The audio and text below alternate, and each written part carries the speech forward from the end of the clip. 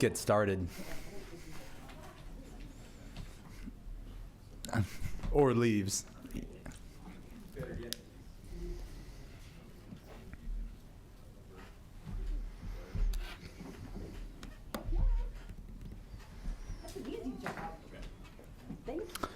All right. Good afternoon, everybody. I'd like to call this workshop of the MCAG Governing Board to order. The time is 2:32. Can we have roll, please?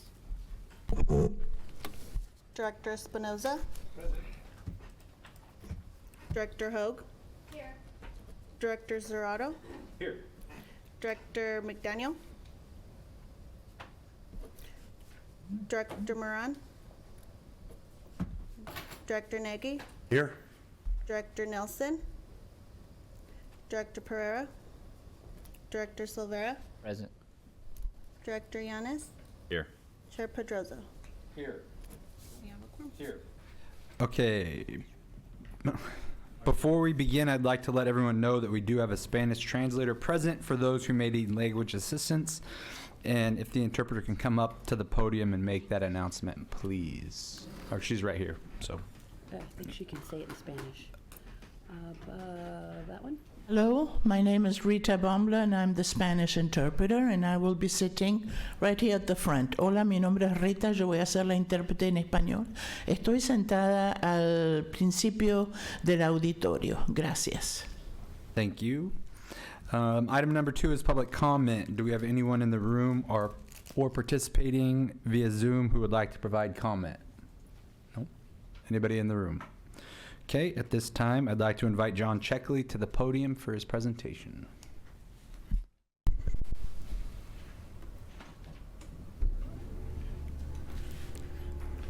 Been waiting years to use that. Good afternoon, Chairman Pedroza, members of the MCAG directors, John Checkley, Deputy Director for Housing Support Services, here to provide our quarterly update. We have missed a couple quarterly updates, so I'm going to include some data that's been around for several months, but is still relevant to all of the work that we do. So just a brief overview. California actually released a statewide study on individuals experiencing homelessness. Nothing earth-shattering there, but I do think there's good information to share with this group. We'll take a look at the point-in-time count, which is an annual count that we do, both an unsheltered and sheltered count. It's coming up in January, and we do that in all the jurisdictions represented amongst this board. And then Merced County funding matrix. Funding is changing. Obviously, I'm sure all of you are tracking kind of the state projections for funding going forward, and there will be impact. There's already been impacts on the funding we have to craft solutions for this challenge. We'll look at the Homeless Housing Assistance and Prevention Grant Program best practices, which again includes recommendations that involves your jurisdictions, and those recommendations will be the last thing we take a look at. So California statewide study on people experiencing homelessness. I think it's important to say that this is a self-reported, right? So it's a survey questionnaire, 3,200 administered across 8 different counties, and then 365 in-depth interviews. So, I mean, fairly, deep penetrating 3,200 questionnaires, and then the 365 interviews. Again, self-reported information.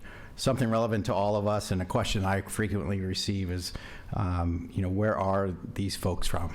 And 9 out of 10 participants lost their last housing in California, and 75% of participants lived in the same county as their last housing. So again, a question I frequently get from jurisdictional representatives, community members, et cetera. There's some what I would call a misperception that a lot of people are from other states or being transferred within counties across California. I won't say that does not happen at all, but it's fairly minor based on the numbers we see. So what does the report tell us?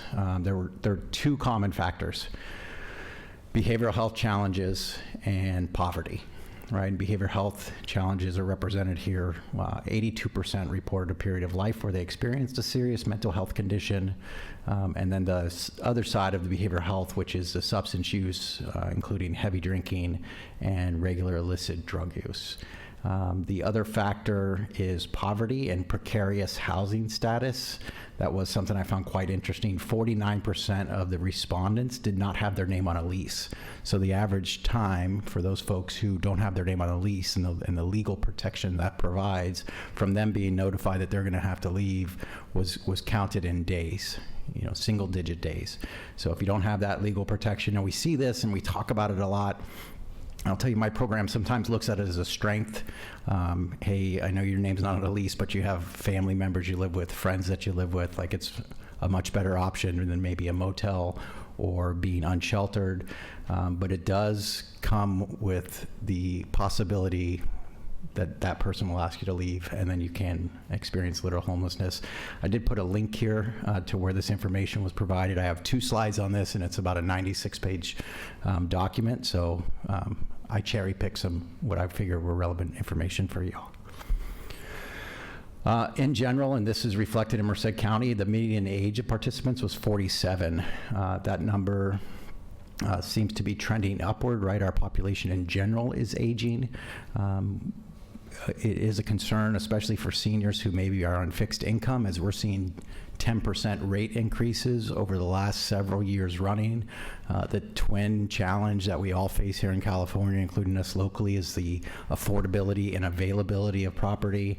It's one of the reasons you've heard me oftentimes advocate for affordable housing that is going to be pegged at some type of fair market rent that can be affordable, especially for people who are either precariously housed, unable to provide for their own housing, or are on fixed income, which in a lot of cases includes the disabled and elderly. 45% of participants reported health as poor or fair. 60% reported a chronic disease. 1/3 reported limitations in their activities of daily living, like cleaning themselves, using the restroom, etc. 22% reported a mobility issue, and half had reported no formal assistance to reenter housing during the episode of homelessness, something we've really focused on as a community. Obviously, Los Banos has city staff out in their community, making sure that's not the case. And I would venture, knowing the quality of the people that you employ, that they know by name who's in your community. So very commendable investment. The county invested in the New Direction Outreach and Engagement Center to make sure we are at least engaging with folks. That being said, we do know there's a segment of this population that is very resistant to services, but we do have to try. I think it's important as well to highlight that the services are moving more towards the behavioral health side, right? The governor has seen this as a crisis of behavioral health. He's also had advocates asking for billions of dollars of recurring funding. That includes the California State Association of Counties, the League of Cities asking for billions of dollars. I think it's fairly shrewd of him to say, hey, we're already providing billions of dollars in the form of the Mental Health Services Act. There's some legislation to mandate 30% of that go for homeless services. We see the CARE Act and the CARE Court come into fruition here and being piloted in 7 or 8 counties right now. And then there was a bond infrastructure for behavioral health. So we are seeing a shift to focus on the behavioral health and away from poverty. And one example of that, California Department of Social Services provides the county through Human Service Agency funding for CalWorks families. Those are families who have income or deprivation and dependent age children. Last year, our allocation was $4.9 million, and this year it was $2.8 million. So clearly a significant decrease in that investment. There was one-time funding, which somewhat, when the economy was good, the governor was able to provide one-time funding. Now, as we see the economy trending towards not so good, that one-time funding is not there any longer. So it's an interesting dilemma as need seems to be increasing, resources are decreasing, and how will that shake out over the next few years? How are we doing locally? We conducted a point-in-time count on February 23rd. We saw an 8.3% overall reduction, so we're trending in the right direction. We did see a decrease in our sheltered population and a slight increase in our unsheltered population. The sheltered population decrease is mainly attributable to our success on housing families with dependent-age children through that housing support program. So not a negative indicator by any means. We just had a very large reduction that's also reflected in the overall count. And then the unsheltered population, where we're focused getting people out of your public spaces, getting them connected to resources, and then moved on into permanent housing. Overall, we've seen a 6% increase statewide reported in 2023. Those numbers just came out this week from Housing and Urban Development. That includes a 4.3% increase in Central California continuums of care. So again, I do want to recognize the myriad of community partners, jurisdictional partners who have helped us reduce the total number. So one of my favorite slides. This slide is courtesy of Santa Cruz, City of Santa Cruz, was provided to me by my director, and I asked for a local representation. On the far left-hand side, as you're facing it, next to the Merced County Funding Index matrix, it has the actual funder, so Department of Healthcare Services, California Department of Social Services, and so on. The bottom large purple chunk is Housing and Urban Development, and that's really represented in housing choice vouchers. So housing choice vouchers aren't directly for individuals experiencing homelessness, but it's that one leg, the poverty leg of what leads people to becoming homeless. You see, as it moves to the right of the slide, it goes into programs from these departments, then into recipients, and then from the recipients, the sub-recipients that in a lot of cases, the Human Service Agency through the branch that I have the honor of leading, sub-grants this funding out and then administers that grant and manages that grant through administrative means. This is since 2018 and probably represents $200 million. It's a substantial investment by state, federal partners, and local partners. The Board of Supervisors deserves a lot of credit for recognizing this challenge, opening the Navigation Center, and then resourcing it with American Rescue Plan Act money, $4 million, to improve our sheltering system here that benefits everyone in this community. So I do want to recognize that and say thank you. So last year, the governor withheld $1 billion right around this time and asked for every county to have a representative on call, all the large cities who receive funding, and then recommend these best practices. We've seen the state double down on these best practices in this current year's funding. So the Homeless Housing Assistance and Prevention Program, we're in year 5 of this program, billions of dollars invested in the state. And just like we saw on the point in time count slide, we're trending in the wrong way. So the governor's asking really hard questions of local jurisdictions who are administering and recipients of these funds. What are you doing? Here's my best practices on how we can work better together, right? No single entity is going to solve this problem or challenge. At this point, we're really looking for how do we partner best together to manage this as well as possible. Some of these recommendations, establishing MOUs for interim housing, permanent supportive housing, coordinated entry system, streamlining, really an administrative function. Something that could impact everyone here, he's recommending the utilization of land slated for supportive housing to be used as interim housing solutions during the entitlement process, right? We all know it can take some time to go through the entitlement process. The governor's really focused on managing public spaces, one of those recommendations, and we could see this as a sanctioned encampment, for example, where maybe 5 acres is being developed, and hey, in the time it takes for you to get this capital stack together, which could be years, do we invest in utilizing that land as interim housing? Streamlining multifamily affordable housing developments for extremely low and very low income. Really part of our planning departments, all of our planning departments, how can we streamline it so that we can accelerate the development of affordable housing, developing and strengthening relationship with the local public housing authority. We've done fairly well on that. Multiple projects actually have commitments from our public housing authority. Leveraging funding sources, I would say that's my primary responsibility, is to figure out how we can leverage these, maintain good relationships, and have the greatest impact possible collectively. We've seen that with our home key applications. Again, multiple jurisdictions have applied for those.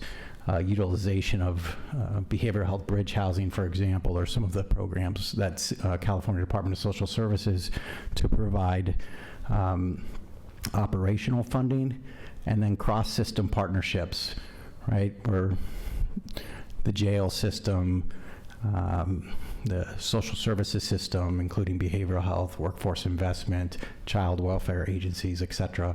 How do we really enhance those cross-system partnerships? I think a good example of that is the CalAIM initiative, right? There's 10 populations of focus, individuals experiencing homelessness, children in our welfare system, child welfare system, people in institutions who may be discharging. 19% of the individuals on the state survey reported that they discharged from an institution.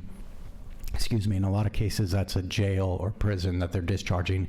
If we can figure out how to establish a cross-system partnership to reduce homelessness by 19%, I think we would all consider that quite a win. So this is really the last slide. I do like to end on some recommendations. I think the recommendations are fairly sound. We've seen it with CSAC as well as the at-home plan, and our local board of supervisors provided a letter of support. We need accountability for all responsible parties. A lot of times folks look at government as a responsible party for this. I think that's not a stretch, especially when it comes to affordable housing development, or for the county. You know, our responsibilities to people who need behavioral health services, our responsibility as the administrator of things like CalFresh, CalWorks, Medi-Cal. Really, those are poverty programs. You know, transparency, just being real about what's happening, really investing in data so that we can make well-informed decisions. Housing is one where, again, I think everyone on this board has a stake in that. You all develop housing in your own jurisdictions. Outreach, we do a very good job on outreaching to individuals experiencing homelessness.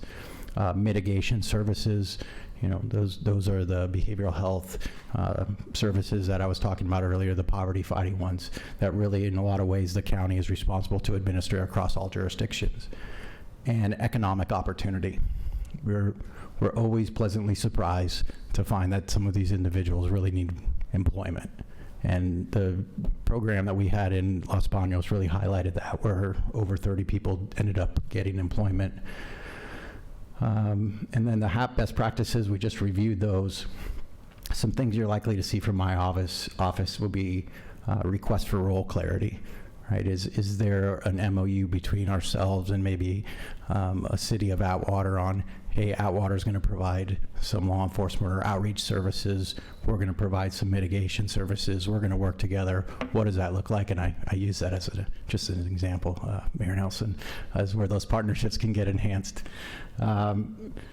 Improved capacity of other jurisdictions. We saw that in Los Baños. The capacity of Los Baños, I mean, just through 2 staff members who are conducting outreach and applying for grants, including home key grants, that investment could result in tens of millions of dollars coming back to the local jurisdictions. My favorite is identifying a jurisdictional strategy and how we can all work together, right? That's sitting down, having conversations, recognizing this for what it is, really a collective challenge for all of us. One of my proposed solutions would be to utilize the continuum of care structure, which we've been doing to great effect and impact over the last several years, really since 2018 when the county assumed the responsibilities as a collaborative applicant. We have representation from managed care plan, law enforcement, City of Merced, Board of Supervisors, community-based organizations. It's a really good structure. It frames it as a regional challenge where relevant organizations need to come together.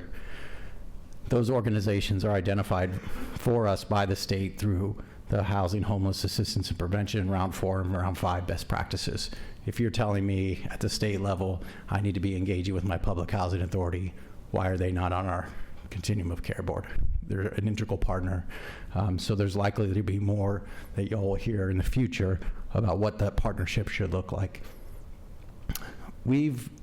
Through our existing collaboration, right? We've really focused on two areas: a housing consortium. How can we collectively provide more affordable housing options, an array of supportive housing options, as well as manage our public spaces through emergency shelter? Those are, I think, the two. If we focus on those two, really success should come along with that.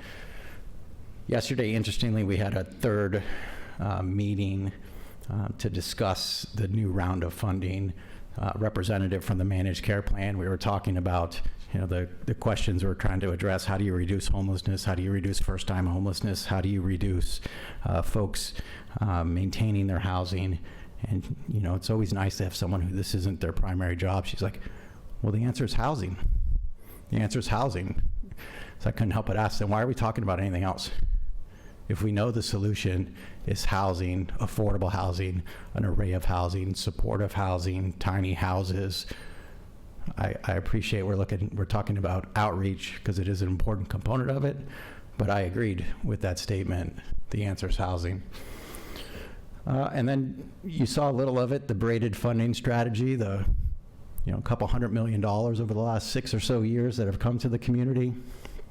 How do we identify the new opportunities, such as I talked about with the Behavioral Health Bridge Housing or changes to the Mental Health Services Act?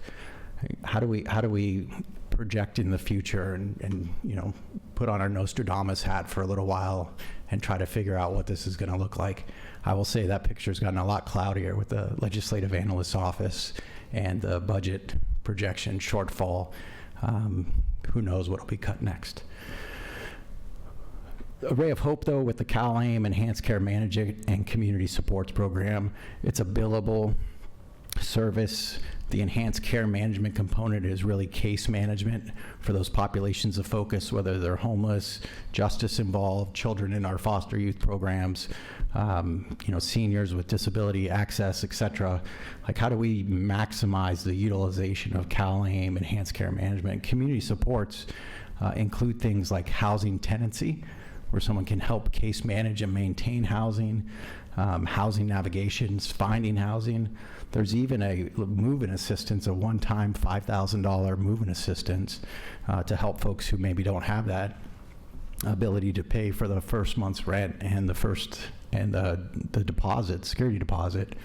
That could be applied for through CalAIM as a Medi-Cal provided service. Excuse me, I had a late lunch. That's really all I have for you today. I just wanted to bring these two reports, the point in time count and the statewide survey on homelessness. I do think there's a lot of relevant information in there. It's worth taking a look at. Again, appreciate your partnership as we come to the close of a new year. Each of you have been nothing but great partners. And for our continued success, that's going to be a requirement that we figure out how to work together, not only with the members of this board, but also with our behavioral health department, our public housing authority, our human service agency, developers, trying to nurture those relationships, and then again, just to create an array of housing for our community. So pending any questions, that's all I've got. Thank you, John. Anybody have any questions? Director Serrato. John, how can we do a better job integrating the Housing Authority into the overall picture? Thank you, Mayor Serrato. That's a frequently asked question. It's on our FAQ sheet on our website. Really, I think recognizing their limitations is a good place to start. And then I always like to somewhat determine how we can help them, either improve their capacity and effectiveness. We've done that in the past through, submitting proposals for them to allocate housing choice vouchers to us. We've done that in the past for one-time pots of vouchers that have come up. We've done that in the past for veterans with the HUD-VASH program. But I do think it'd be good to start with what their limitations are. They have been willing partners, but sometimes that partnership is difficult to initiate even a conversation. But without recognizing they've allocated hundreds of vouchers for people experiencing homelessness. And then I do think just being direct and inviting them to the Continuum of Care board they are a crucial partner. One last, I got about 2 minutes, but the 1213 V Street project, what are you seeing there? And then the prospect too for other, I know like Shangri-La, for example, had some significant issues at the state level, and they were the developer for several of other countywide home key applications. But what are you seeing potentially down the line with this round, and then also lessons learned, things going on with 1213V right now? All in 2 minutes. 1213V, I think the lessons learned there, make sure, and there's an open house that's starting at 3 o'clock today that I plan to attend, making sure we have a really strong communication plan with the neighborhood around. There's valid concerns on what this property is and what it is. It's a supportive housing property for people who are going to carry leases, and making sure that the community understands there are going to be limitations, but also supports. And that without these types of projects, and really what we're doing is following state policy, we're basically following where the state has allocated dollars to address homelessness. And this was the best opportunity we've had. So I think a really strong game where we have community members' feedback. What we've experienced at the Navigation Center, we set up a good neighbor committee. That good neighbor committee included folks who weren't necessarily supportive at the beginning, and within several months we had turned them into allies on the project. For Shangri-La and developments moving forward, I think there's a lot of doubt on whether or not they will be funded for the 2 of 3 applications that they provided. Then with 1213V, it's my understanding that there's several, about 41 units, if I'm not mistaken, units set aside for BHRS clients that potentially is slightly delayed because of funding issues. Can you address that? And potential ways? Sure. We could start with, I believe there's 31 folks who are housed there currently through our continuum of care commitment. So we do have 31 folks that the continuum of care has identified and housed. One of the early concerns I had as well was, hey, is that going to include folks who are not only in our emergency shelter, but people on the streets? And I know at least in one of our programs, the Housing Disability Advocacy, 2 people actually literally went from the streets to the house. Which is maybe less than ideal as far as having a level of stability, but it's good to see that they were open to that. The 41 behavioral health bridge housing, behavioral health was a recipient of $6.9 million through that grant. Again, the shift towards behavioral health, it really is there to support the care court. We're looking at, I don't want to say somewhat routine administrative. We have to go to the Board of Supervisors. We get authority to accept the grant. They finally send the grant over. We are working to identify a pot of funding, which we have identified, that can help bridge that so we can utilize those units more quickly. Thank you, sir. And I will add too as well, there's staffing associated with that, and we all do have some staffing challenges, finding clinicians, et cetera. I just kind of share a little bit to Mayor Serrato's inquiry about the Housing Authority. I think John Checkley kind of eloquently stated the facts. Unfortunately, the Housing Authority doesn't build houses per se anymore, but they can apply for and receive grant funding. And literally millions and millions and millions of dollars have not come to Merced County because they're not applying. And so that's the capacity that we're trying to help them with. Merced County Board of Supervisors appoints some of the members to the Housing Authority.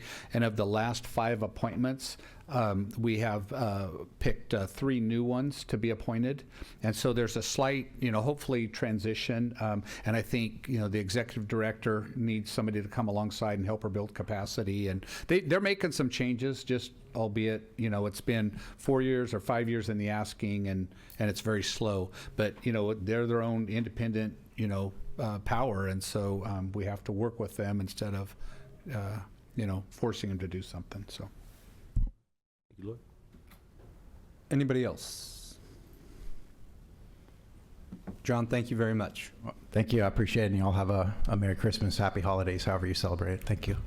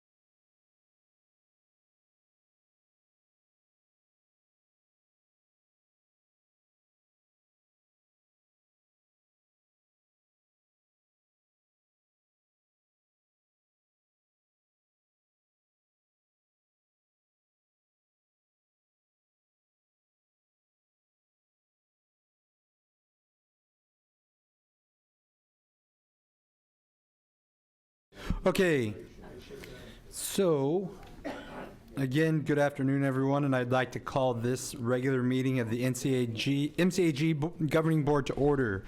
The time is 3:02, and before we begin, again, I'd like to let everybody know that we do have Spanish translation. I'm not going to ask her to come up and do the speech again because she did it so eloquently the first time, so thank you very much. Now, may we please have roll call? Director Espinoza. Present. Director Hoag. Here. Director Serrato. Here. Director McDaniel. Present. Director Samra. Present. Director Nagy. Here. Director Nelson. Here. Director Pereira. Temporarily indisposed. Director Silvera. Present. Director Yanes. Here. And Chair Pedroza. Here. We have a quorum. Thank you. I'm going to ask Director Serrato to please lead us in the Pledge of Allegiance.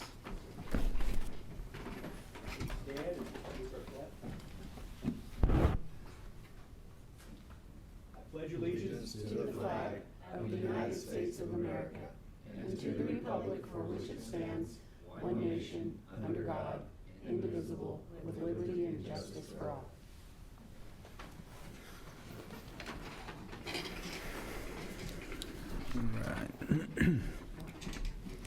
Item number 5 is the approval of the agenda. Do any of the directors or the executive director have any comments on the agenda?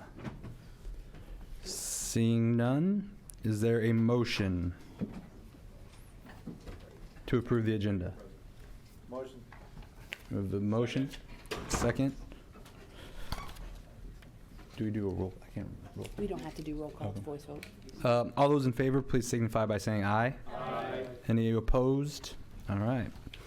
Motion passes. The next item is public comment. Public comment is now open for anyone to speak on matters not listed on the agenda. Comments are limited to 3 minutes per person. Do we have anyone in the room today who would like to provide comment?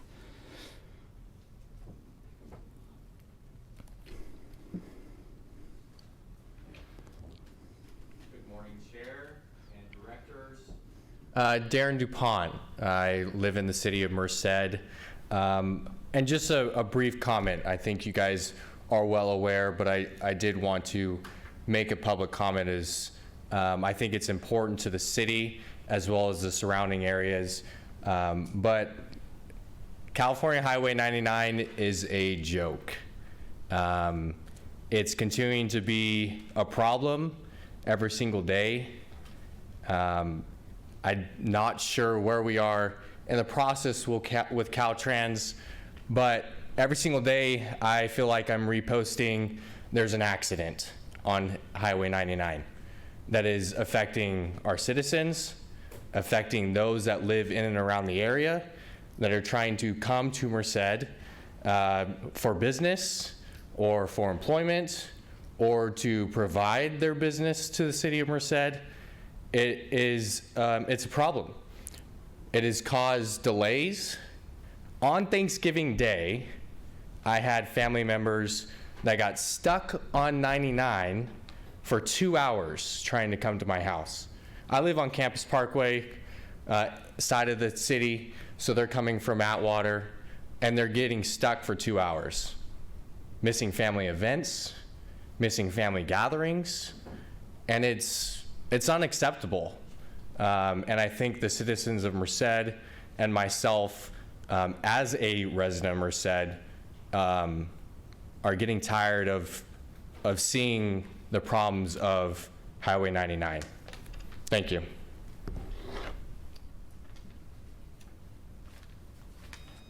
Thank you. Do we have anybody else? Okay. Item 7 is reports and presentations, and we have 2. We'll start with the Citizens Advisory Committee report. Michelle.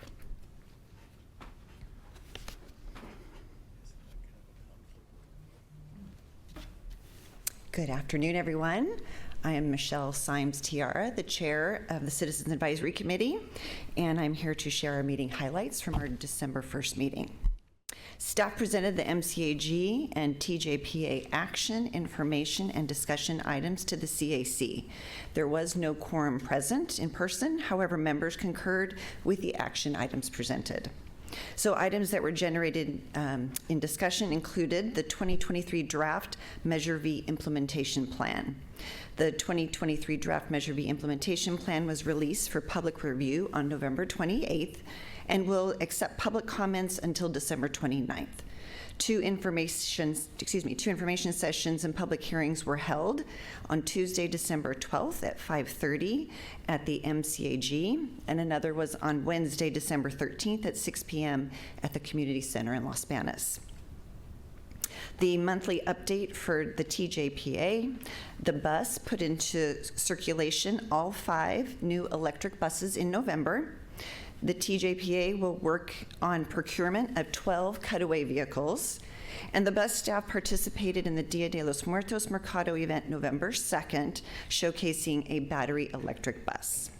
And finally, MCAG welcomed a new Citizens Advisory Committee member, Arturo Martinez. And that concludes my report for today. So thank you, everyone. Have a great holiday. I assume there are no questions. Any questions? All right, thank you very much. All right, thank you.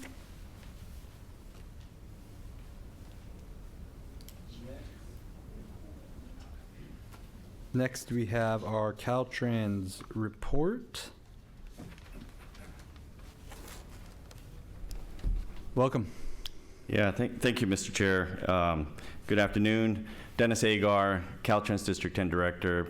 Happy to be here tonight. At least for my last one for this month. I want to keep my updates short, but I want to first start with the introduction of my replacement for Marlon Regisford, who's the Planning Deputy Director for District 10, and I want to introduce Mark Samuelson, and he'll come up here and speak. He's going to get warmed up here as far as getting used to providing reports, especially in the planning side of the house. And then I'll come back and I'll finish up my update to all of you. Of course, Mark, if you mind coming right up and give a quick update and introduce yourself as well. Thank you. Welcome. Good afternoon, Chair and Directors. My name's Mark Samuelson. I am the Acting Deputy District Director for 10 over Planning, Local Assistance, and Environmental Support Services. I do have 20 years of experience with Caltrans. Most recently, the last 8 years was with Headquarters Local Assistance, what means is that I do have some very good, strong ties with Headquarters in regards to local fundings and getting the projects through the federal aid process system there. And so I could definitely provide some expertise there on getting the local projects through there. I do have 2 items I'd just like to bring to your attention on funding opportunities. One is the Active Transportation Program. So the California Transportation Commission will be holding a workshop for informational meetings on the Active Transportation Cycle 7. The first workshop will be in January 10th of 2024. Some key dates for nomination of local agency partners that want to partner with Caltrans. Those submittals are due to Caltrans January 29th of 2024. And for those that are that will be submitting in projects for the Active Transportation Programs Direct, those are due to the California Transportation Commission on March 2024. And then an idea on the RAISE grants. So there is a call for letters of support for the RAISE grant programs. Requests for letters of support or partnerships are due to Caltrans on December 29th, 2023. And I will provide, after this, I'll provide information on those links on where to get those submittals are for. So with that, definitely thank you for your time. I'm excited to be here, excited to work with you, and definitely if you have any questions, feel free to reach out to me to help out. And with that, I'll turn the time back over to Dennis. All right. Thank you, Mark. Of course, I'll give some other updates that affect statewide and, of course, the district. I also want to take the opportunity to talk a little bit about the 99 rehab project that was brought up in the public comment. First, as you all know, we're in the middle of the winter season, and of course, rains are already started this week. Just want to assure the County of Merced that our maintenance folks and our equipment are ready, been ready for this next winter season. We all understand there are areas that we continue to have flooding, and I just want to make sure that we're ready to respond as needed.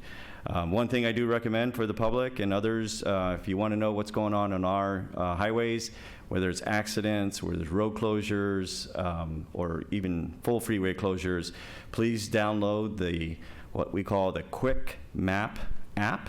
It can be downloaded whether in an Android or even an Apple phone. So it's great information. It's the most accurate information you can get that's happening out in our infrastructure. So just want to share that. The other comment or update I want to make is that Caltrans just released their 2024 State Highway Operations Protection Program. This is how we plan for the next 4 or 5 years on projects that are going to go to construction, and it's really about fixing our bridges, our pavement, and our infrastructure to make it more climate resilient and, of course, to last a lot longer. That SHOP program plan went out for public comment, and we're expecting comments to come back on January 19th is the last day, next month. So I just want to give you a heads up on that. And it's interactive. If you go into that website, you can see within your county what projects are being planned for delivery to construction in the next 4 years. The other speaking of projects, of course, the 99 rehab project. I want to thank this board and Supervisor and Chair Pedroso reaching out to our Director of Caltrans several months ago.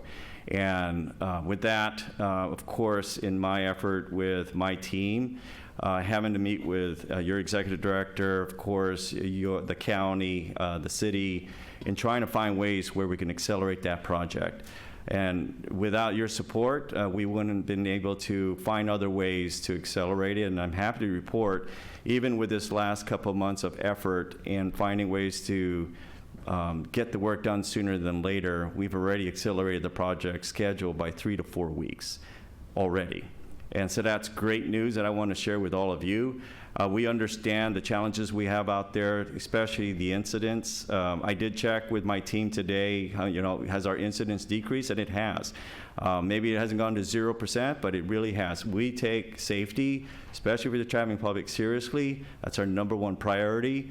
And I want to thank our partners in California Highway Patrol. They've really stepped up in their enforcement out there. And of course, working with our project team to look for other ways where we can slow the traffic down through the construction zone. It's very important that we keep everybody safe, and I do appreciate the public patience on this. I know it's been a long time coming, and just glad to see that we're actually making more progress and accelerating this project a lot sooner than we anticipated. We can't control the weather. Again, it was weather week slowed things down, but if weather starts to pick back up again, instead of the end of May completion of this project, we're hoping to get this done by the end of March. So that's our target, and if we can accelerate even further, we will do so. We continue to provide weekly updates to your team to make sure you know what we have done and what we are planning to do the following week. And again, continuing with the updates on when we can actually finish that project. So with that, I also want to take this opportunity, since it's my last board meeting here, and this is the reason why I came here in person, is because I really want to take this opportunity to thank, first of all, your Executive Director, Stacy Guzman.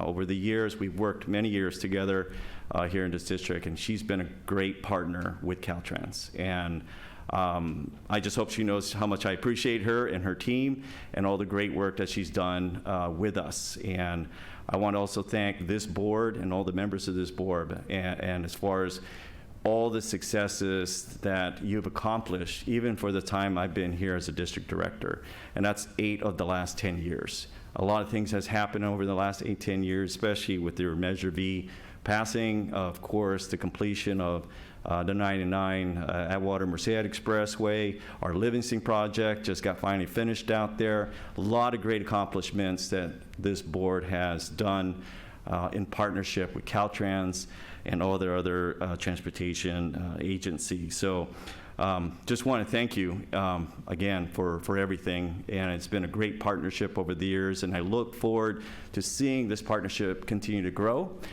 with another new District 10 director. Hopefully that person would be announced mid next month. That's the plan. And you all be notified. Stacey will probably be the first to probably hear it and can inform the rest of the board who is going to be the interim District 10 director. With that, I do have to apologize that I do have to leave shortly after my update, and of course answer any questions you do have. Mark will be staying behind to listen to the rest of the meeting, so I hope that's okay. I still got a lot of things I got to get done before I leave back at the office. So just want to say thank you. I want to wish all of you happy holidays, and of course definitely a safe one during this winter season. And Merry Christmas and Happy New Year to you all. And of course, I'm here, and Mark as well, to answer any questions you have. Thank you. Anybody have any questions? Supervisor McDaniel. Thank you, Dennis. I just want to say thank you. It's been a pleasure working with you. You've been very, very responsive on anything we've asked. In fact, you've changed our attitude towards Caltrans since you've been in this position. So thank you very much for that.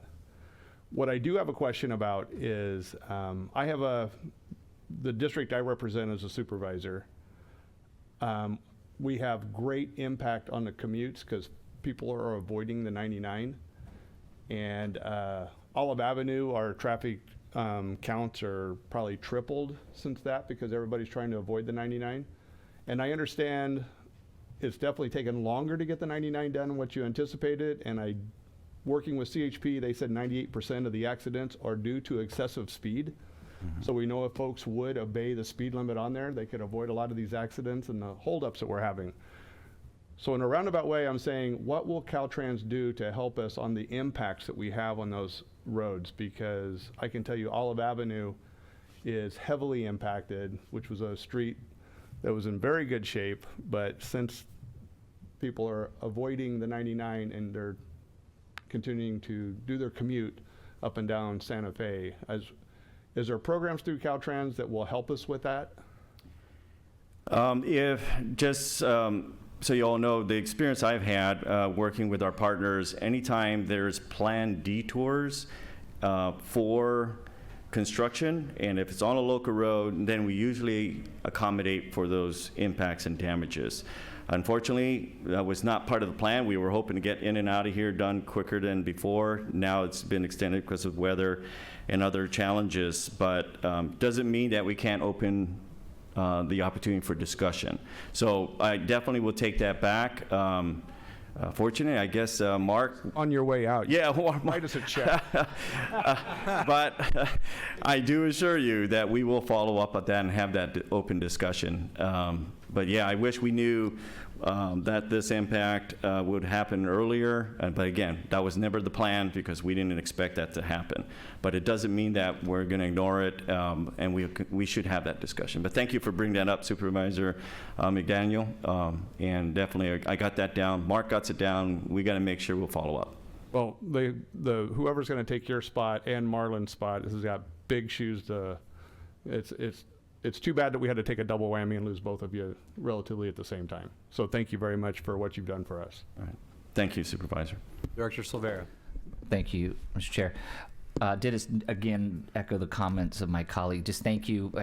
You've been a great partner and very accessible to us, and they could be big issues down to some of the littlest issues. And really, I feel like we're just an extension of you folks in that we have, our bosses are the boots on the ground that let us know what the issues are, and having that relationship with Caltrans to be able to pass those along, whether it's through this meeting or just just a phone call. I think it's been very helpful. But then I want to expand on what my colleague just said is, I think that as a piece of advice to Caltrans, they use these designated detour routes as kind of that's the at what point in which they look at the local impacts. But I think that needs to be re-looked at, because with the invention of GPS and Waze and you pick whatever app you use, real time, everybody's phone is a tracker, and we're facing these problems in the county constantly on roads that were never engineered and designed to handle that kind of traffic in volume, let alone like the weights of traffic.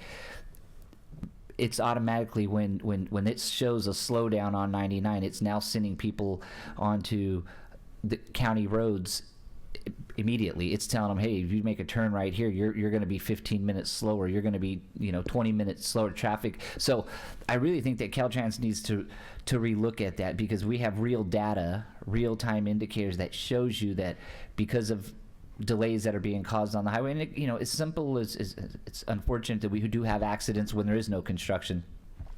It's convenient and it sends people around and gets them on their way. But when you have long-term delays in construction like this, it's really impacting our local road budgets. And we all know that there's not enough money to fix all the roads that we already have, let alone, and then since then we've added Measure V and SB1. We're still behind the 8 ball. So I really would consider ask Caltrans to consider re-looking at that matrix, at what they look at is using this designated detour route, really when it is a detour route.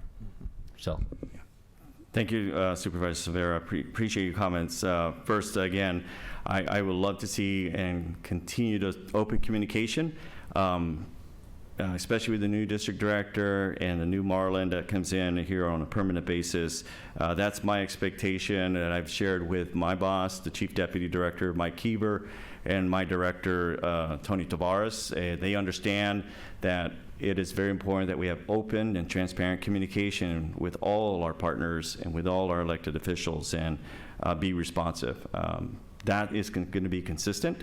That is the expectation. So, and we do appreciate you all reaching out to us as needed to make sure that's open discussion. And we also appreciate the fact that when we do get the job done, there's also a thank you that comes back after that. And so I do appreciate that. A lot of you supervisors do that, and my team really preached the fact that they've actually dropped everything they're doing, get the job done for all of you, because you guys, this is what we serve. And the fact that we hear back from all of you saying thank you for doing that means a lot to my team. I just want you to know that. So thank you, and I hope you guys continue to do that as well. On the other part, duly noted in regards to having that relook on how we go about addressing local roads during major construction. Absolutely. And again, we're taking this, a lot of lessons learned, a lot of things that we are already practicing and making sure we're doing in any future projects, not just in Merced County, in all our 8 counties, just so you know. The last thing I'll leave you with is Mr. Samuelson, and I know that the expectation is the new team will do it, and I can pretty much tell you it is our expectation, because whether they want to hear from us or not, we get a few minutes with them here. We're going to continue to share our concerns. Absolutely. So that is expected. all right, thank you, sir. Stacy? Thank you. And I was going to wait, but it's relevant to what Supervisor Director Silvera just said, is if we're going to be looking at the way that we take a look at the impacts to local roads for construction zones, we should also be looking at road closures due to weather. I know that we had struggled with that when 59 South was closed for a duration, and the impact to the county roads that folks use to get around that. So, and I think that was also an issue at that time, because it wasn't a planned detour and there were some issues. So I would just not limit it to just construction detours. And just so that I'll just wrap up all my comments. Welcome, Mark. I look forward to working with you, and thank you, Dennis. I do. We've had an excellent partnership. I think I've worked with you almost every year that I've been at the agency.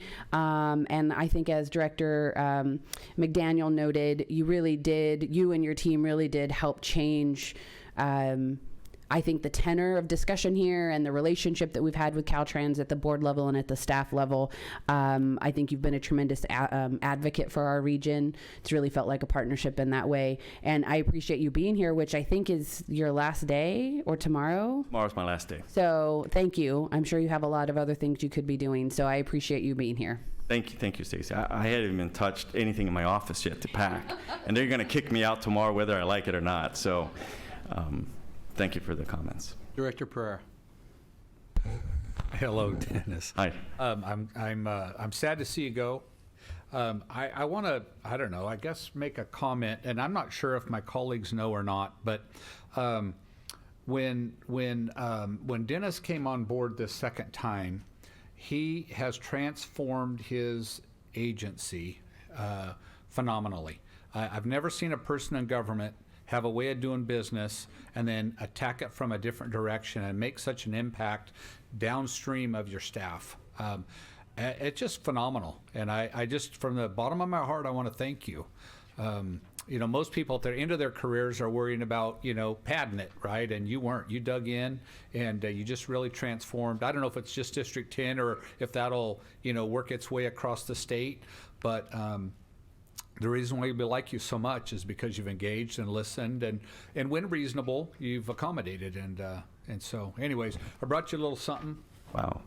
Thank you, Supervisor Pereira. You know, your comments mean a whole lot to me, and I thank you for recognizing my efforts when I came back as a District 10 Director. That was my #1 goal, is to really transform my team to make sure that we have better partnerships where we work. Thank you so much. It's been an honor to know you. It's been an honor here, too. Thank you. Okay. Director Serrato. Dennis, from your last report, March 27th is the new anticipated completion date for the Highway 99 project? Okay. Moved up. Hopefully even sooner if the weather keeps up. And that's 84% complete, I think, is what it said. And then we thank you, too, for listening to us. I know we've been, you know, to say the least, we've been loud about that issue for some time, and we appreciate all you working together to move it up at least 2 months ahead of the original May 27th completion date. So whatever we can do, obviously, whatever we can do to expedite the project, finish it properly is appreciated. We thank you at the very least for the 2 month. Couple things as well too. Again, congrats on the completion of the North 99 North County project. One thing I don't think you guys get enough credit for is underneath the 16th Street Bridge in Merced, the really good work you've done underneath there, which I think in a lot of ways serves as a model. I forget the exact technical term, but the way that bridge is designed now eliminated essentially all of the illegal activity underneath there, which caused deterioration both to the both environmental damage to the creek and deterioration to the support structures underneath the bridge. So I think, you know, us as a city have to look at that in other areas as well and follow that too.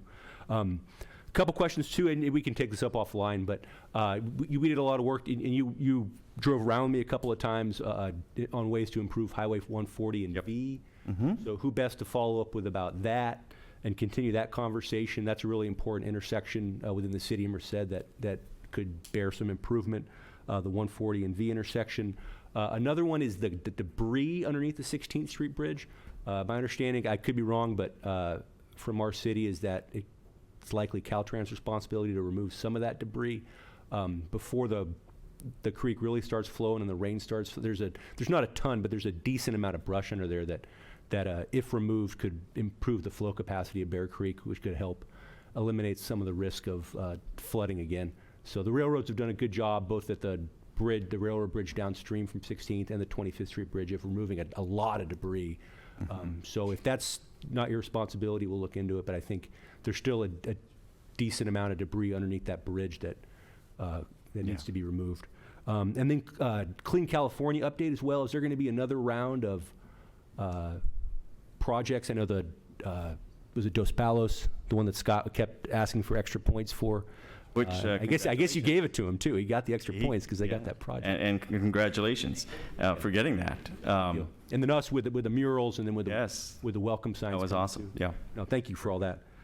So I know you guys get a lot of grief, but also credit where credit's due, and you got about 50,000 miles of roads to maintain across the state, so it's no small task. All right, so I can follow up offline, or if you got time to answer some of those questions right now. But debris underneath the 16th Street Bridge, VN 140, who to follow up with, and continuing the good work on that project, and then potential Clean California grants as well. Okay. So let me answer that backwards. Clean California grants in the future, unfortunately, that grant program is winding down.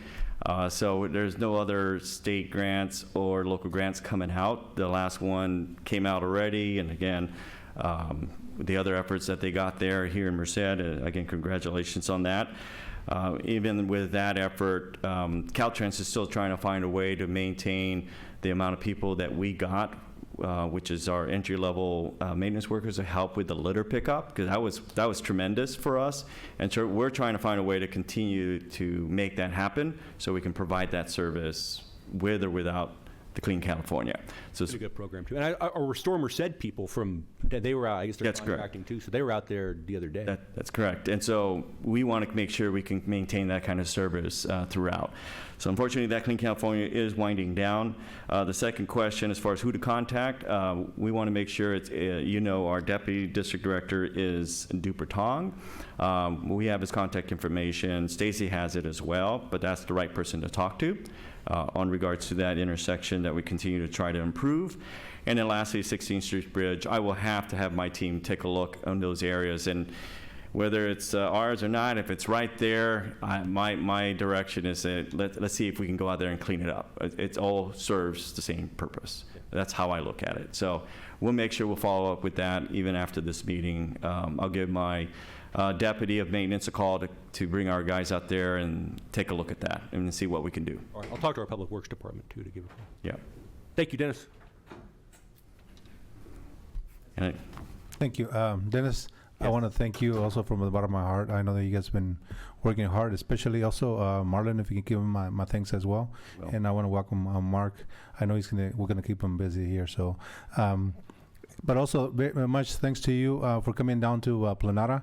I know you were, it was very heated complaints there about the roundabout. They all wanted a signalization, but I know that Caltrans moved forward with the roundabout, and hopefully you can give us an update, have somebody give me an update, in the new year as well. So appreciate everything from, like I said, I concur with all my colleagues and all your work. Thank you. Thank you. I appreciate those comments, and we'll definitely give you a quick update on that. If you want us to do a presentation, come to your office, we'll do that for you as well. Appreciate it. Thank you. All right, anybody else? Director Nagy. Thank you. Reiterating what everyone else has said, and that's thank you for all your help in the projects in Gustine, the 140-33 roundabout. I'd like to announce that it finally went out to bid this month. Hey, so congratulations. Yeah, we're getting there. But thank you. You guys have really made a difference, and appreciate all your hard work, and just wish you all the best in the future. You deserved it. You've made a difference, and a positive difference. So thank you very, very much. Thank you, Mayor. I really appreciate your feedback. Anybody else? Dennis, thank you very much. I really appreciated, when we first started bringing this up, it was not lost on your people to get this project going, because as you know, people were very frustrated, and I echo a lot of what my colleagues said, not necessarily in regards to appreciation for your work and what you've done for Caltrans. I know you've been with Caltrans for a really long time, and so I appreciate that, and everything that you've done for District 10, and the fact that you're very all of your staff has been very open and very able, talk to us, whatever, and just very open to us, and so I appreciate that very much. But I also do echo a lot of what Supervisor McDaniel and Silvera said in regards to the streets. It's not just some of those like Olive and Santa Fe. It's really impacting some of our main arteries here in town where people are just getting off. I mean, to travel across town anymore is ridiculous, and I think it's just a lot of it has to do with people getting off of 99 because they know how dangerous it is. So, but with that, and I don't see anybody else, I just want to say again, thank you, congratulations, and good luck, and Merry Christmas. All right. Thank you very much. Thank you, Mr. Chair. Thank you, Board. Okay. Item 8 is information items, and these items are included for informational purposes and will not be presented by staff unless board members have any questions. Are there any questions? Okay. Yep. Oh, Chair, I do have a question on, let me go to this one. On item, I guess it's going to be 12, the governing board meeting calendar for 2024. I know it's an informational item, and I just, in looking at, if you look at a future item, 11C, it talks about important dates coming up in, well, it's here at the end of December and all the way into next year. And it's, you know, we have, on the board here, we're part of 2 state associations. One is RCRC, which is Rural Counties Representing California, and the other one is the California State Association of Counties, which, you know, I say fortunately, our board has chosen to really be active in these statewide associations. My colleague from District 3 is in leadership at RCRC, and I'm not only the board member for CSAC, but I'm also on the executive committee. And when you step into these leadership roles, it tends to come with a little bit more responsibilities. And it's just every year we fight this. Come in September is when the RCRC annual meeting is, and then in November is when our CSAC annual meeting, and they always fall the week of the MCAG board meeting. And so it just becomes, we've experienced these challenges. You never quite know what you're going to get with internet service and whatnot. And I know we have the ability to zoom into these meetings, but I remember when we were in LA for not this past year, but the year before, the internet was horrible in the hotel. We weren't able to really participate in the meetings, and I think things actually had to be delayed. And so what I'd like for the board to consider, and I don't know if this is the appropriate time, but is that can we look at changing those to like the 2nd Thursday of that month or the 4th Thursday of that month? Because what I can guarantee you is if they continue to be on the 3rd Thursday of those months, it really makes it challenging for you know, the folks that are actually on the board of supervisors that are also a part of, you know, directors here to make those meetings. And, you know, I believe that the work that we do here is important and don't want to miss out on it. But when, you know, and fortunately, I say fortunately, it doesn't happen in all counties, but all of our members of the board of supervisors participate in these meetings, or, you know, participate in the committee meetings that go on. And these things are important because they set policy for the State Association of Counties or RCRC, you know, for the year, next year moving forward. So I feel like it's important. We all feel it's important for us to be there and be in those. And so it just limits us from being here. And then when you're left with our 6 other directors here, if for one of them, for any reason, one of them has conflict, and I know they have alternates and we don't, now you're running into challenges of even having a quorum for a meeting. And I know you guys are all aware, and staff's aware, of the amount of work that goes into putting agenda packets together, important deadlines on when things have to be, you know, when you're dealing with the state, they have to be passed by certain times. So I'd like for us to consider, I'm open to the 2nd Thursday or the 4th Thursday, but I would rather that we start discussing it now versus waiting until we get a month before and like, hey, we're not going to have a quorum, and then people are having to rearrange schedules at a later, you know, where if we get it on the calendar now, then at least people know that it's on their calendar, and if something comes up, something comes up. So I don't know who that question's really directed to, if it's to Stacy.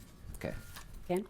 I think, I will say largely what you're speaking to is, I think was the reason that I wanted the meeting and events item to be a discussion, was for that exact reason.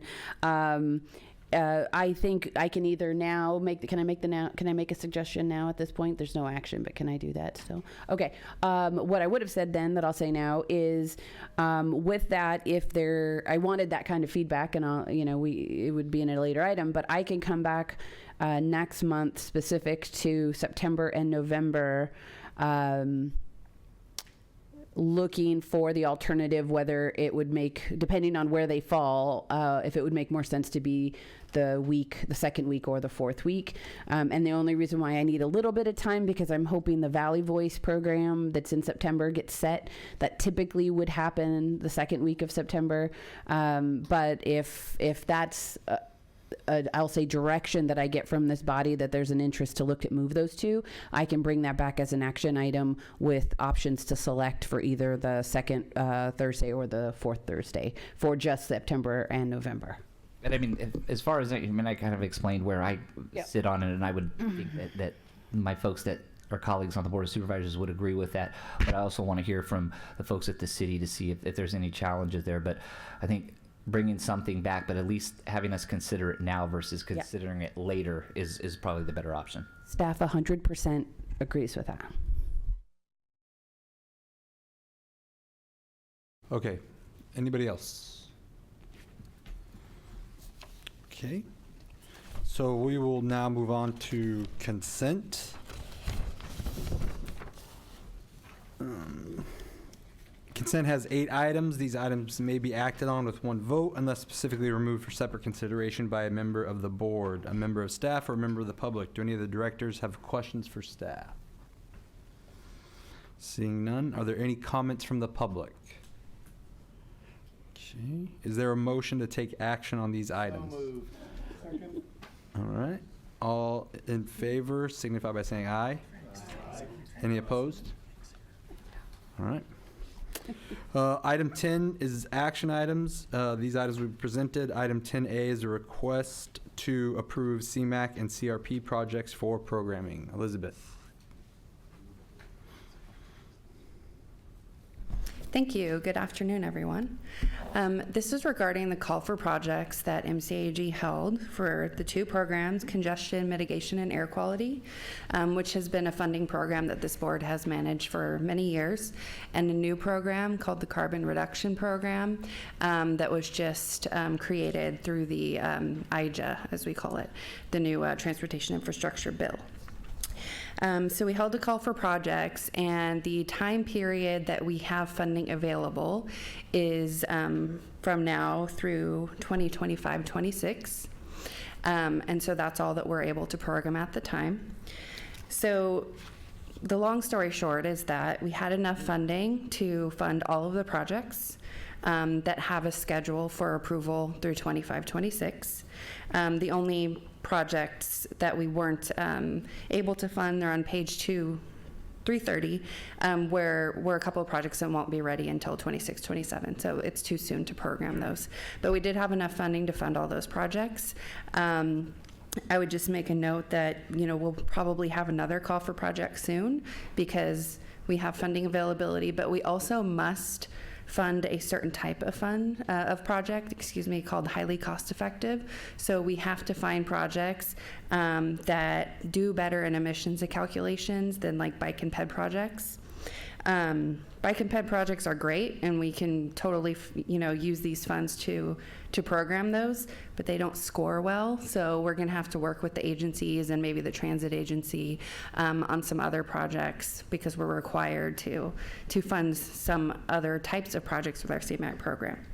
So there'll be more on that in the future if we find other projects to fund, but the majority of the story is that all of the projects we received are fundable, and we'll probably have another call for projects in about a year when the future years open up, like 2026, 2027, we'll have another call for projects. So happy to take any questions. Okay. Are there any questions? Director Nagy. I just have a rhetorical question, and that is, these are government projects, so how do you find any that are highly cost-effective? Based on air quality emissions reduced. Okay. Anybody else? Thank you. Okay. With no other questions, is there a motion? Mr. Chair, Silvera, motion to approve. Okay, we have a motion. Is there Second. a second? All those in favor signify by saying aye. Any opposed? All right, motion passes. Thank you. All right, item number 11 is discussion. 11A is the 2023 draft Measure V implementation plan. Stacy. Thank you, Mr. Chair. Let's see. Who's my slide controller? Marissa? All right. This is gonna be a lot quicker than I promised it seems, but we are still in the middle of the implementation plan, the draft implementation plan update public review period. It concludes on December 29th. We have held information sessions and public hearings on the east side in Merced at the MCAG office, as you heard our CAC member report, as well as the Los Banos location. Both were held in the evening. I will say neither were well attended. But we wanted to use this as another opportunity if we have viewers online that can just get a gist of what's in the plan. Next slide, please. You all know this, but I use this as the opportunity to help people remember the basics of the expenditure plan and the difference between the expenditure plan and an implementation plan. And the easiest way is the expenditure plan is what voters approved. So it set the framework back in 2016 that this was going to be a half-cent sales tax that would be in place for 30 years, dedicated to transportation needs that must be spent on transportation in Merced County and according to that pie chart.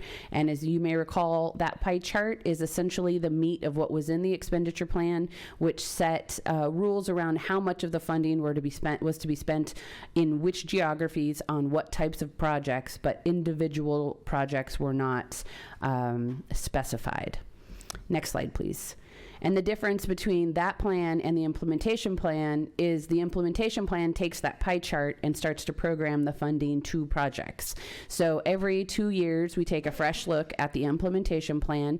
We make an assessment of how much revenue. We set a programming period of 4 to 5 years out into the future, and we look at what the state of the economy is, what our projections for revenue generation look like, and then we begin a process to program those funds to regional projects and transit projects.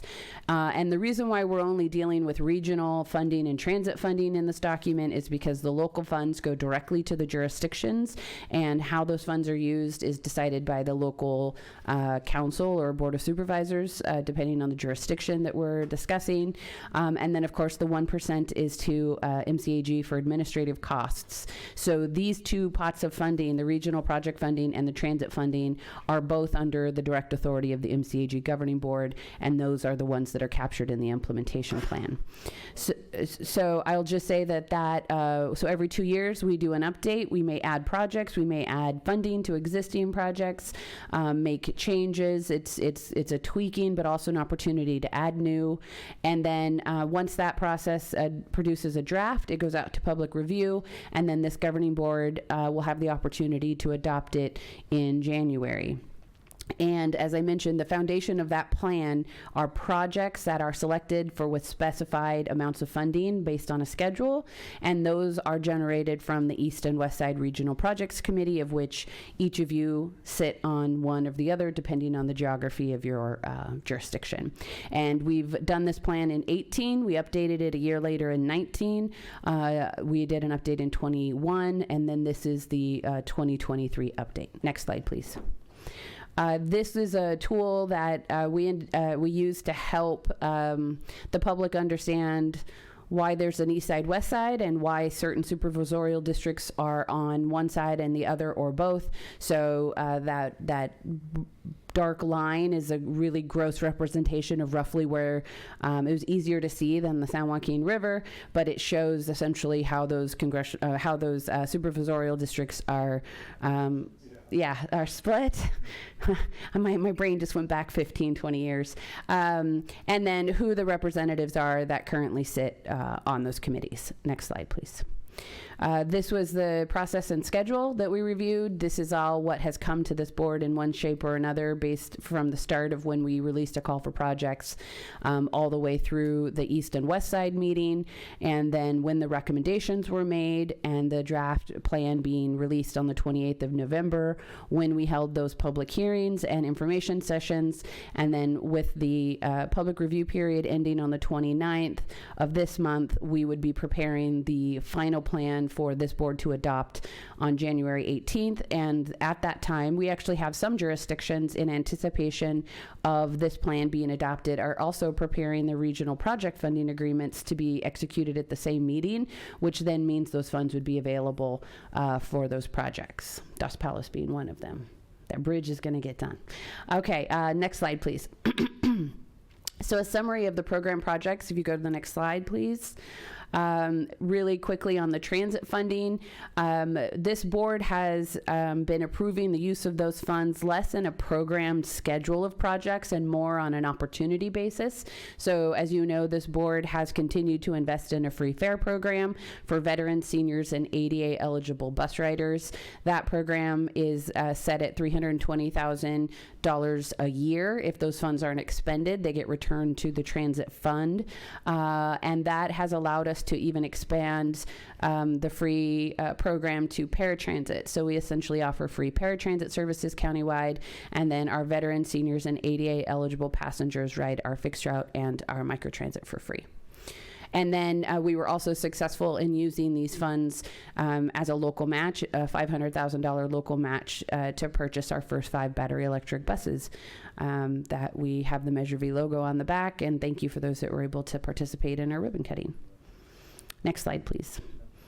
So this is the slide of projected revenue that we discussed at our information sessions. Just showed what kind of revenue we were anticipating for the east side and west side, what the contingency reserves would look like, and then how much we were recommended for programming, and if there was a leveraging set aside or revolving loan fund amount that was applied, and then what your unprogrammed balance would be if all of the decisions that are all of the recommendations in the plan are adopted in January, what that unprogrammed balance would be as of June 30, 2028, with 2 caveats. One, there are a lot of assumptions that we work with, so all of those assumptions would have had to have been spot on. 2, all of the projects would have had to have used their expenditures on time, which doesn't naturally happen with transportation projects because there's always scheduled delays for different things. And there's another one, and I'm not going to remember. So, and if the projected revenue ends up being what our projections said they would be. And then the last one is that we will be updating this every 2 years. So before we get to 2028, every 2 years, we're going to be looking at it and can make the adjustments to, end up affecting what those bottom lines look like by the time we get there. Okay, next slide, please. I will not go through all of these. You're very welcome. But this is the summary. And again, this was mainly for the purpose of the public. But these are all the existing projects on the east side that were programmed originally in earlier documents. So just to read it across, it's the jurisdiction, the project, what phase is being funded by Measure V, what the total project cost is, how to date, what's the total Measure V regional funds that are allocated, and then what are the fiscal years that those funds are available. If you could go to the next slide. And then this was the slide of the East Side projects that are new. So there were some projects that are existing that got additional funding in this plan or in this update, and then there's also these additional projects that got added. And there wasn't an estimate for the TBDs on the cost for the total project cost, because those are project study reports that would establish the scope, cost, and schedule for that particular project. Next slide, please. Same exact thing here. These are the in progress, the projects on the west side. And as you can see, some of them may be receiving additional funds in this plan, but these were originally programmed in an earlier update and are in progress. Next slide, please. And then these are the new projects that are being programmed or proposed to be programmed for the west side. Next slide, please. Same schedule, but here we are. Next big date is the 29th with the end of public review. And next slide, please. You can find the draft plan, any of the information, probably more than you ever want to ever read about Measure V. If you go to the MCAG website and click on the Measure V icon, next slide, please. This is just a snippet of kind of the landing page to show you how to find the draft implementation plan. And if you have any comments, you can send, obviously here, you can always contact me, but for the general public, you can use the Measure V email to send comments if you didn't attend one of the 2 workshops. And next slide. The website also has this map that shows complete, in progress, and planned projects. Once we have our implementation plan updated, or once it's approved by this board in January, we'll begin updating this with the new projects that are being added in this draft plan. I think that's it. Next slide. There it is. I think that's a record for me. I tried really hard to make that fast. Any questions that I can answer? Any questions? Okay. We'll go to 11B, direction to schedule a director's retreat. Stacy. Thank you, Mr. Chair. This is just a discussion. There isn't a staff report or anything, but I did summarize this kind of where we're at right now. This is really, and it's not an action item, but this is really to gauge interest in having staff spend time on scheduling and organizing a director's retreat. This was an idea that came at the request of the chair as we had talked about the next 6 months of the year, and there was a lot of discussion during the Measure V East and West Side regional projects committee meetings about the need to really kind of maybe dig in and talk about the vision for the measure and what types of regional projects are we wanting to fund, maybe add some meat to the definition of what a regional project is. There was also, over the last year, from my perspective and our team, a real interest in beginning to prioritize our transportation projects so that when opportunities arise for funding, we have the ability to say, you know, here's the list of projects. Here's funding. Does it go, you know, I know right now all of our discretionary fund goes to the Pioneer project, and sometimes the project schedule doesn't align with the funding, or sometimes the project type doesn't align with the funding. We would be a lot more resourceful, and we could perhaps respond to opportunities if we had a list of projects in priority order that said, okay, here's an opportunity. Does it fit Pioneer? Does it fit the roundabout? And we can just work our way through. The only real list of regional projects that we have to work with any kind of assumption besides Pioneer, because of that policy, and AME because of the previous, would be our measure projects. So I think some discussion at a retreat to talk about criteria for prioritization of projects and potentially some goal setting for the coming year for our different departments. So there's a plethora of topics that we can cover. I think the other really big one that would need some dedicated time is going to be the role we want to play with the interplay of passenger rail and transit, and the city and the county in particular, and high-speed rail and ACE, and funding opportunities and funding needs. So all of those things swirling around, they never quite ever feel to be appropriate for an item like this, because we often have really busy agendas. So the idea would be to use a director's retreat, similar as we did with the JPA discussion, to really work through some of those things. So what we're proposing is similar to actually exactly what we did back in 2021. At that time, we were at Mission de Oro. We did a Friday night dinner and then a Saturday retreat. I think we went till mid-afternoon-ish. The agency covered all the directors' costs in terms of your rooms, your meals, the meeting facilities, mileage, all of that. And we had 19 people participate between our directors and staff, and it was just shy of about $4,000. We have about $5,000 in the budget for this current fiscal year that can be used for a retreat if that is something the board is interested in.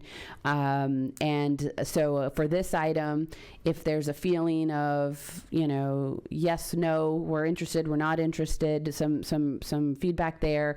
And if it turns out that there is real interest here, any kind of feedback we can get on potential locations, is it convenient being, at Santanella, is something closer but out of county better, or something like Bass Lake, the Pines, or something like Monterey where we're really going out of the area preferred. And then we'll try to see what we can package with the budget that we have.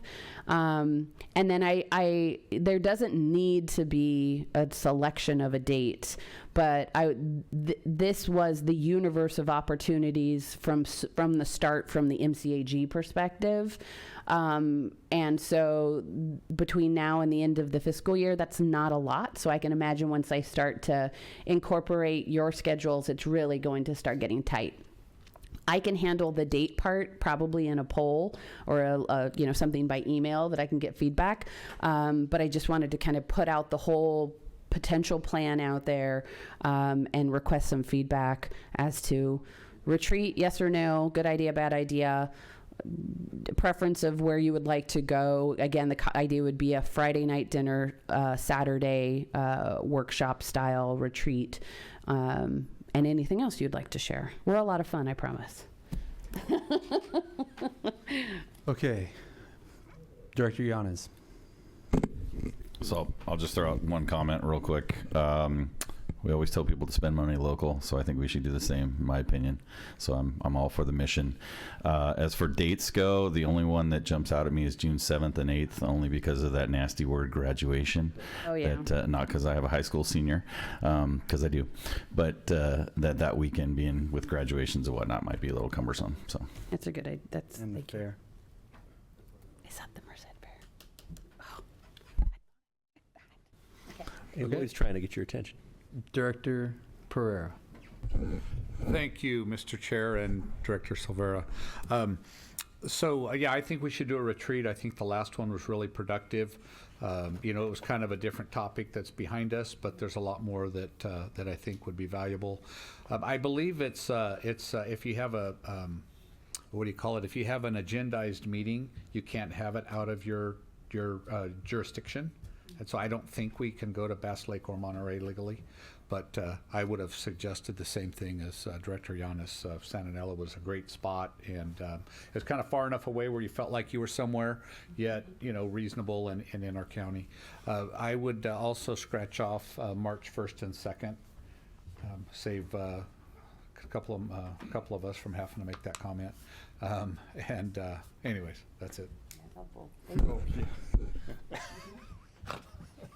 Yeah. That's a busy Busy time during election. busy weekend.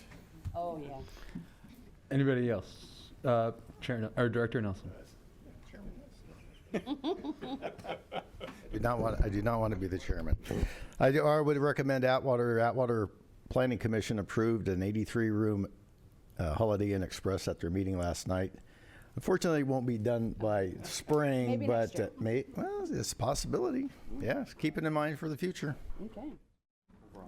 2029 retreat will be there. Yeah. Book it. Josh, it's similar thoughts too. I think it's really important for us to do it in county, spend our money in county. Also would offer the city of Merced as well, if you'd like to. LCAP. LCAP could be a good idea.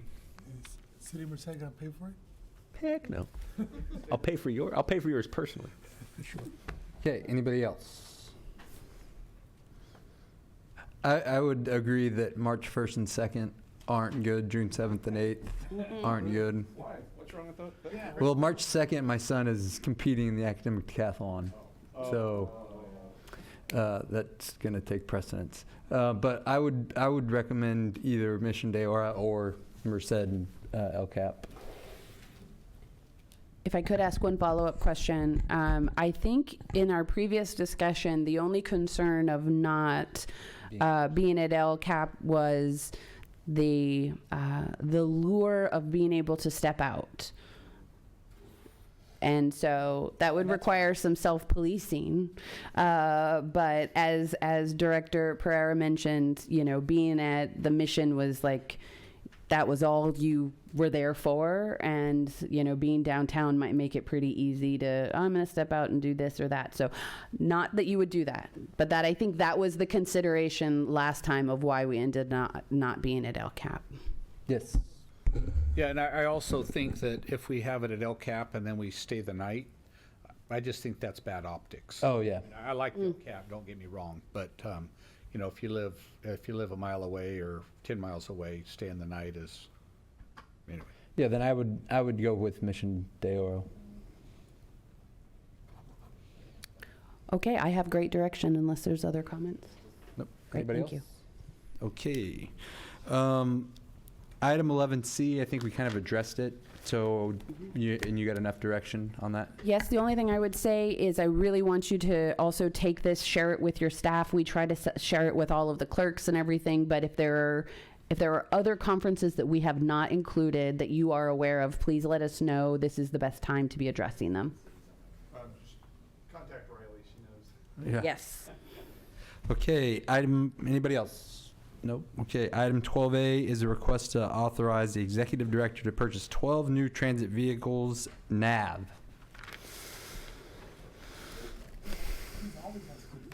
I know. I thought we gave him enough last time. Gosh. Thank you, Mr. Chair. For your approval today is to purchase 12 cutaways in the amount of $1.9 million. When we're talking about a cutaway, this is a cutaway right here. These smaller buses, this is a rendering of the bus. It's up to 16 seats, or you can have 4 wheelchair positions, highlighted in blue are wheelchair positions.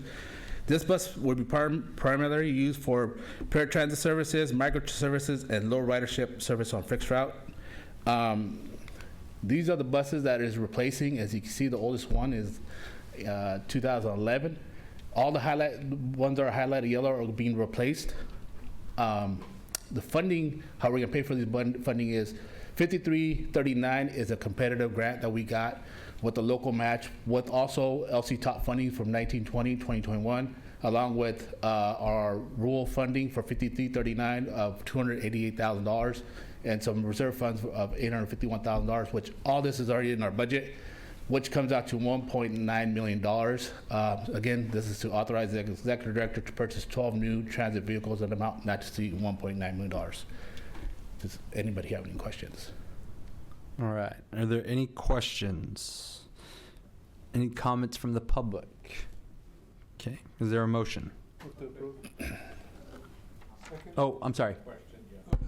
Director Barrera. So you showed us two formats, I guess. It was one. So all buses are going to have 4. So sites in I them? apologize. I should have. So the chairs, the seats fold down. So when someone a wheelchair position comes up, they fold back up. So yes, sorry, I apologize. I should have been clear on that. So there will be 8. So if there's nobody in a wheelchair on the bus. 16 seats. 16. Correct. Perfect. Thank you. Anybody else? I think we had a motion. And did we have a second? I second. And a second. All those in favor signify by saying aye. Aye. Aye. All opposed? Thank you. Okay. Item 12B is a request to authorize executive director to issue a purchase order for new CAD automatic vehicle location hardware. Jose. Thank you, Mr. Chair. Yes, this item is for the acquisition of new bus hardware. We are wanting to purchase for our existing fleet new computer-aided dispatch, which is a CAD portion of that, AVL automatic vehicle location equipment. This is with Synchromatics as the manufacturer for a complete system upgrade of the current fleet. The cost of that is $482,000, $320. The project will be for setup, hardware, labor, and project management. And just a little bit of background on our current system. It was installed in 2011, was the initial system installation. The useful life of that system was 5 years. So we're fast forwarding to 2023. It's time to update that system. Some of the hardware that we have that we'll be updating are these 4 items here, and I'll go through each one individually. Our mobile data terminals. These are the sort of what you call like a little iPad sort of thing that the driver logs in as and to the route that they're going to be driving. This helps us with all kinds of data processing, data storage, as well as the transmission and driver interface with our system. These are the automatic voice enunciators. These are for all your ADA passengers inside the bus and outside the bus. The stop that the bus is coming up to will announce inside and outside. And we also have digital signs inside that read out the stop as well. We're going to do some new antennas and power cabling on all the existing buses as well. And then these are automatic passenger counters. These are little probes that are installed above the doors. They count all the individual passengers that are coming on and coming off of the buses. This complete system is great for us because it's the real-time bus arrival information for each stop on our system. Operationally, we use it for route performance, stop usage, and to monitor missed or delayed service on our system. With that, I'll be happy to take any questions from the board on this item. Yes. Well, first off, go back one slide. Sure. Jose. I've never seen a bus like that here with the 3-axle buses like this. It's not a very true representation of what we have. It's not. It's just, yeah, no. Okay. Well, we should work on that for the next time. But in all seriousness, what is the ongoing? Is there an annual subscription fee? I know there's an initial cost. What's going to be the ongoing cost to keep the system up and running, updates and whatnot? And then secondly, we looked at the last one. You said it had a 5-year useful life. We obviously went way over that. Does this one, do we expect it to have a longer useful life? Thank you. Yes, those are great questions. This is a 10-year useful life for this system. The annual cost for our prescription, our yearly prescription, is around $56,000. We do plan to enter into a new 3-year agreement with Synchromatics. Actually, we're working on it right now to go for the next 3 years. And I hope that answers your questions. Yeah, I took this exact from what we were provided. So, yeah.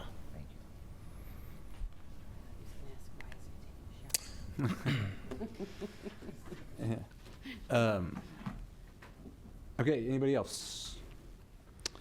Okay. We have a motion and a second. Well, are there any comments from the public? No? Okay. We have a motion and a second. All those in favor signify by saying aye. Aye. Any opposition? All right, motion passes. There are no TJPA discussion items, so item 16 is the Executive Director's Report. Stacy. Thank you, Stacy. Moving on. Just kidding. You've got a good record so far, Stacy.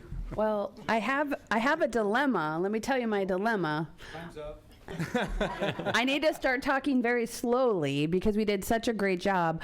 Our open house is at 5 o'clock, and I'm afraid that you all will not come back at 5 o'clock to our office. We'll just take 99. Oh, all right. Well, I can't top that. We do want you to arrive, so please. Okay. Can we start at 4:30? We're ready. We will take you when you arrive. So technically there may be no one else there because we have it publicized at 5, but yes, you can come anytime. There's food. How about, we are going to have a special guest, but he will be here at 5 o'clock. So we will have Santa and have a backdrop for pictures with Santa if you'd like. We've really encouraged our team to attend and bring their families. So we invite you all to come immediately after the meeting, but stick around for as long as you would like. We've got some information out and some treats to enjoy and all of the good stuff. I also, along that vein, we have the holiday schedule coming up. We are closed tomorrow and Monday, and then the following Friday and Monday. So the office is open next week, Tuesday, Wednesday, Thursday, and then we will reopen, I believe it's the 2nd, which is a Tuesday, if that seems about right. So just so you know, that is our plan, and we'll be lightly staffed over the holidays, but we will be open during those days. I also, just as the year comes to an end, want to thank the board. I think it's been a very productive year. I know we've shifted and had to pivot and respond to a lot of changing regulations and a lot of challenges, and the 99 has obviously been one of them. But I just thank each of you for being a great director and being responsive and engaged. I really am looking forward to the coming year to set some goals for the agency and really some direction on what you would like us to really be focusing on. And along that line, really working to try to find some capacity on our team, which we've not had for a really long time, and we still don't. But we're hiring some new positions that have been either vacant for a long time or are new to the budget, and we haven't been able to fill. It's been tough to fill those vacancies, but also a shout out to our whole team, those of you that are here and so many of you that aren't. We're small but mighty, and just a tremendous group of people. We had a staff development day for the first time in my 9.5 years with the agency, and it's something that I really hope we're going to be able to continue to do to build our team skills, and just continue to serve our region. And then lastly, I want to be the first to congratulate council, who is getting married tomorrow. So congratulations, Emily. I got her permission to say that. So. I'm always the last to know. What's the address? Okay. Well, thank you and congratulations. Yeah. All right. Thank you, Stacy. We'll move on to director's reports, and we'll start with Director Yanis. All right, I'll make this quick and not because I have to leave. Just my first year here, I'm no longer the rookie. Just going to throw that out now. But I want to thank the staff for everything they did all year long. It was fantastic work. And Stacy, thank you. So, and also not just because I am built like Santa, but I was happy that you agreed to my challenge, and I'm going to challenge any other directors. I brought about 100 toys behind me in a very large bag, and my instruction were if the bus drivers during any point during the holidays saw a kid that needed a smile, to please give them a toy. And so if anybody wants to join me in that challenge and give your bus drivers a bag of toys, that would be much appreciated. But other than that, Merry Christmas and Happy New Year. Just a couple things. Stacy, when you come back with those dates for look at October, because I also noticed on there for my friends that are in the city, League of Cities is in October, and League of Cities conference falls on that third week, so that might be another one to look at. I do want to wish everyone a Merry Christmas and a Happy New Year. I think we've had some successes here, and I know there's been some challenges, but I enjoy working with every one of you. And last but certainly not least, I want to thank the Moore family for powering through and watching our great meeting and the good work that we do here at MCAG. There is food as a reward. Yes. Thank you. Director McDaniel. Thank you. I just wish everybody a Merry Christmas. Remember the reason for the season, and appreciate all the work we've done so far this year. Thank you. Director Pereira. Thank you, Mr. Chair. So yeah, Merry Christmas to everyone, and a Happy New Year. Won't see you for a while. I wanted to remind Director Yanez that he's still the rookie till somebody younger comes, but you can think of it any way you want. Anyways, and it's been a great year, I think, for the staff of MCAG. You guys have really outdone yourself, stepped up, and you were good the year before and the year before that. But I just noticed this year, it's just like, I don't know, you've just caught your stride, and yeah, I know you've had a lot of holes in the staff from time to time, and that doesn't show. So anyways, good job. Okay. Director Hogan. All right, thank you. I'd just like to wish everyone a very Merry Christmas and a Happy New Year, and congratulations. And I just want to say that it's been a great year. Doss Palace is truly moving forward, and we actually have TVs in our chambers now, and we've got internet, and we are moving into the 20th century, maybe not 21st, but we are moving forward, and it's because of the support that we have had from this board that we can get some things done and really truly make Dos Palace great again. But I just want to wish everyone a really peaceful holiday. So thank you very much, and we will see you next year.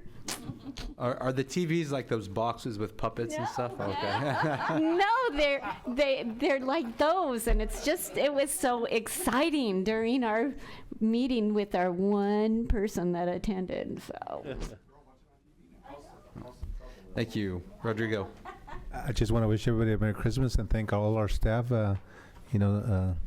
Congratulations as well, Emily. Appreciate it. Thank you. Director Nelson. You should have left it on. Yes. I want to congratulate Emily. Yes. That's good. Merry Christmas. Happy New Year. It's been interesting being here again. After last time I'd been here, it was Jess Brown was the director, so it's been quite a while. But you and your staff have done a great job. Jess did a pretty good job. Director Sammers. Thank you, Mr. Chair. Just same as everybody, I want to wish everybody Merry Christmas. And as with Director Nelson, I am also a recycled MCAG representative. But I probably attended a little more than he has, but it was great. So you are still the rookie technically, so.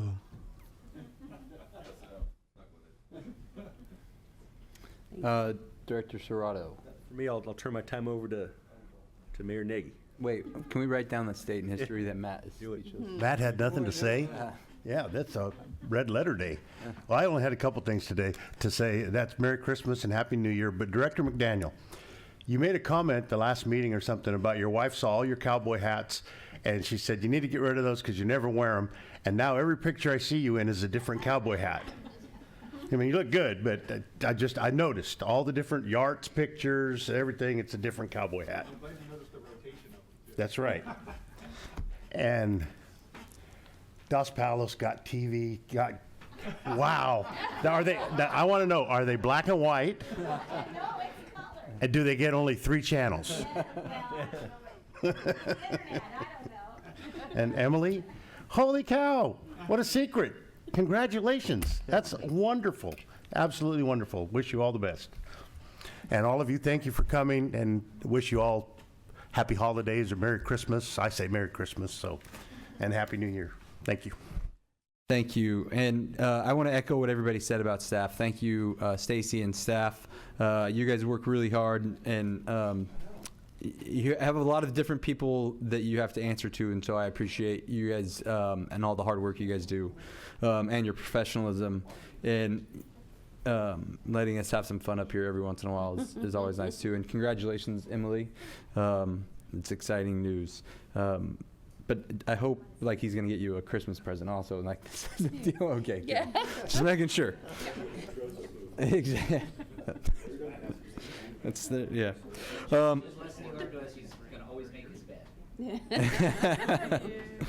All right, and also Merry Christmas, Happy Holidays, and everyone have a Happy New Year, and enjoy the open house at the offices. Now just go over there. Yeah. Brisket. They've been warned. Yeah.